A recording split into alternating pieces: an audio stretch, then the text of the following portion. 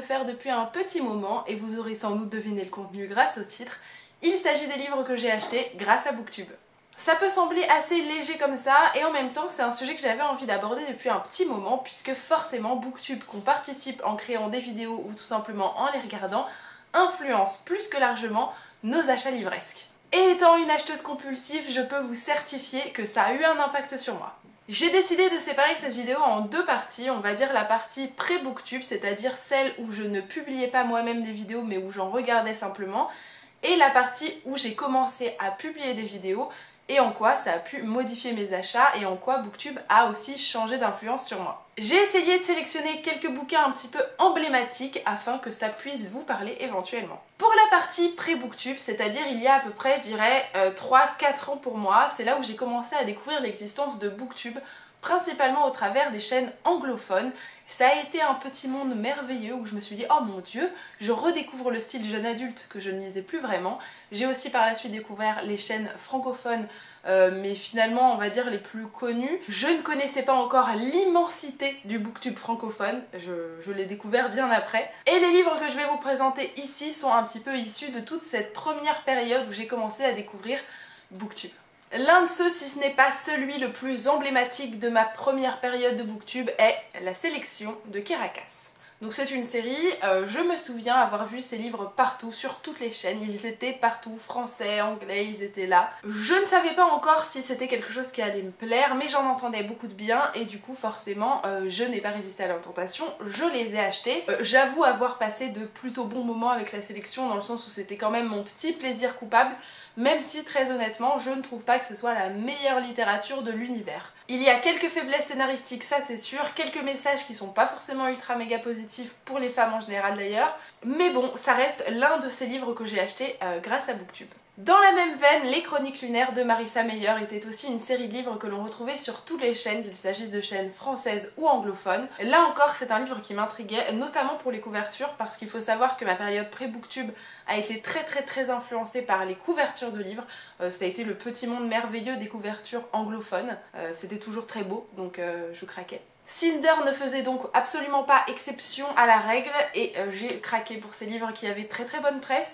Je me souviens avoir eu beaucoup peur que ces livres ne me plaisent pas parce que clairement le côté réécriture de contes avec une dimension science-fiction c'est quelque chose qui me parlait pas forcément, j'en lisais très peu d'ailleurs des réécritures. Du coup le mélange des deux, j'étais pas sereine, au final ça a été une très bonne surprise et j'ai adoré Les Chroniques lunaires en entier. J'avais d'ailleurs fait une vidéo à ce sujet donc si jamais vous voulez la voir, n'hésitez pas. Malheureusement et heureusement en même temps, lors de cette première période de frénésie booktubesque on va dire, je ne savais pas exactement encore à qui me fier, c'est-à-dire que je faisais confiance à vraiment tous les avis que j'attendais, surtout quand ils étaient assez nombreux sur un même livre, parce que tout simplement je connaissais pas toutes les chaînes, je savais pas exactement à quelle personne pouvait encore me fier, hein, dans le sens où j'avais des goûts similaires, hein, pas que les personnes aient de mauvais goûts, mais plutôt que j'ai des goûts suffisamment proches pour faire confiance à la plupart des recommandations. C'est ainsi que Nos étoiles contraires de John Green et Throne of Glass de Sarah J. Maas ont atterri dans ma bibliothèque et que malheureusement ça n'a absolument pas été un gros coup de cœur pour moi malgré le nombre d'avis dithyrambiques que j'entendais dessus. Là encore, niveau français et anglais. Pas qu'il s'agisse de très mauvais livres, tout simplement je ne les avais pas appréciés, ça n'était pas dans mes goûts, ce n'était pas la lecture que j'attendais. Je m'étais un petit peu trop fiée à ces avis dithyrambiques que j'entendais. C'est pour moi l'essence même de cette espèce de période pré-Booktube où je faisais confiance à tout en prenant tout avis pour argent comptant sans me dire ah tiens attends Ninon réfléchis 2 minutes, peut-être que ce livre là ne va pas forcément te plaire. Je me suis aussi rendu compte avec le recul que j'avais aussi beaucoup acheté de romans jeunes adultes. Pas que ce soit une critique, hein, puisque j'adore la littérature jeune adulte, je la trouve extrêmement créative, on a énormément d'idées, on a plein d'univers hyper riches, donc ce n'est pas une critique et j'ai eu des énormes coups de cœur grâce à cette littérature-là. Mais je pense que j'avais aussi besoin de continuer dans la littérature adulte et ma période pré-Booktube m'a un petit peu éloignée de tout ça.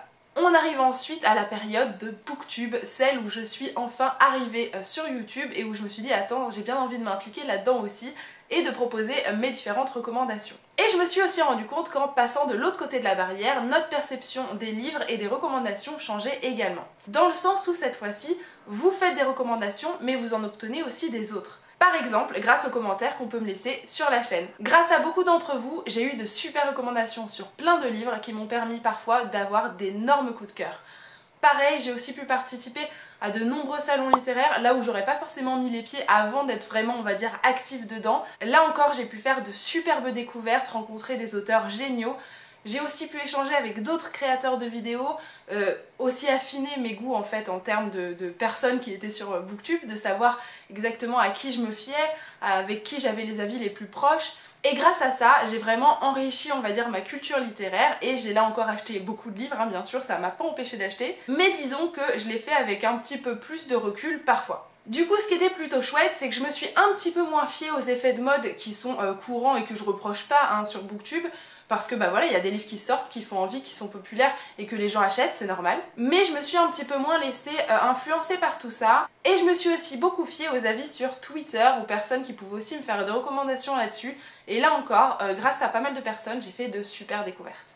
Par exemple, je n'aurais probablement jamais lu Les Mystères de l'Arispem de Lucie Pierapajot si je ne m'étais pas rendue au salon des oniriques à mes yeux où se trouvait Cassandra de la chaîne Croque les mots, qui a interviewé l'auteur et qui m'a permis d'avoir super envie de découvrir cette histoire et du coup d'avoir un méga coup de cœur. Comme je vous le disais, avant d'être vraiment active sur Booktube, je ne me rendais plus au salon littéraire parce que peut-être que je me sentais pas assez impliquée dedans alors que ça n'a rien à voir, vous pouvez ne pas produire de vidéos et être super content d'y aller, hein, c'est pas du tout incompatible. Mais en étant devenue un peu plus active et en faisant aussi pas mal de rencontres, j'ai affiné et enrichi mes goûts littéraires et j'ai eu cet énorme coup de cœur. Pareil en enrichissant mes connaissances sur le Booktube francophone parce que je le connaissais mal au début, je l'ai vraiment commencé à le connaître et à découvrir de plus en plus de chaînes en étant réellement active dessus. Grâce à ça, j'ai lu Aeternia de Gabriel Katz. Bien sûr, cette lecture est assez récente, mais ça fait un moment qu'on entend parler de Gabriel Katz sur Booktube et je remercie toutes les personnes qui l'ont fait, qui ont chanté ses louanges, car c'était quand même une merveilleuse découverte, là encore, un bon gros coup de cœur.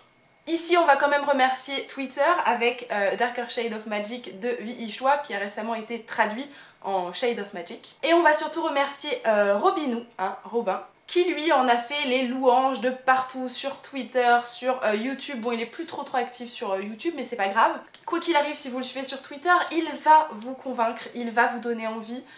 Et grâce à lui, j'ai fait la découverte d'un livre qui a là encore été un énorme coup de cœur. On continue dans la série de livres que je n'aurais probablement jamais lu si je n'avais pas découvert les personnes auxquelles je fais entièrement confiance pour leurs avis, notamment Lydie de la chaîne Two Face Lydie. Parce que Fils des Brumes de Brandon Sanderson, ça a été un coup de cœur énorme parce que je l'avais vu sur sa chaîne, qu'elle en chantait les louanges assez régulièrement, qu'elle disait que c'était merveilleux. D'ailleurs, je crois que Robinou était aussi très fan. Et si elle n'avait pas insisté en disant « lis-le », je ne l'aurais probablement pas lu. Et je serais passée à côté de cette merveille littéraire qu'est Fils des Brumes. Et comment ne pas mentionner l'un des livres les plus emblématiques du Booktube francophone, aka La Passe Miroir de Christelle Dabos. C'est le livre que je pense nous avons tous acheté grâce à Booktube, que nous produisions des vidéos ou qu'on en regarde tout simplement. C'est le livre que tout le monde a acheté grâce à Booktube. Là encore, ça a été un super moment de lecture, il me reste encore les deux suivants à lire, mais je remercie quand même Booktube francophone d'exister, parce que si j'y avais pas jeté un œil plus approfondi, je serais sans doute passée là encore à côté d'une super lecture, d'un super moment. Voilà, merci Booktube quand même. Bien sûr, ça m'a pas empêché d'avoir des déceptions, j'en ai toujours et c'est normal. Heureusement qu'on a quand même des fois des avis différents ou que tout ne nous plaît pas, hein, mais c'est bien aussi si tout vous plaît, je suis contente pour vous. J'ai par exemple été déçue par Déraciné de Naomi Novik, qui a été pareil un livre très populaire, qui a beaucoup plu, qu'on a beaucoup vu un petit peu partout. Bon, pour moi ça l'a pas fait, hein, mais c'est pas grave, c'est très bien comme ça.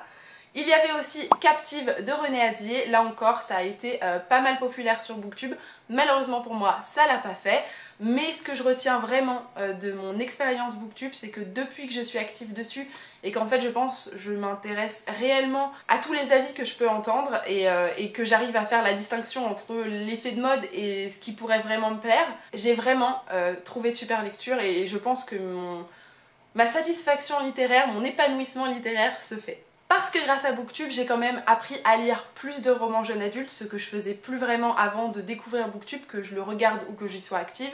Je me suis de plus en plus intéressée à la fantasy et à la SF, que je lisais pas forcément beaucoup, et que là j'ai appris à vraiment découvrir et que j'ai envie de lire encore plus.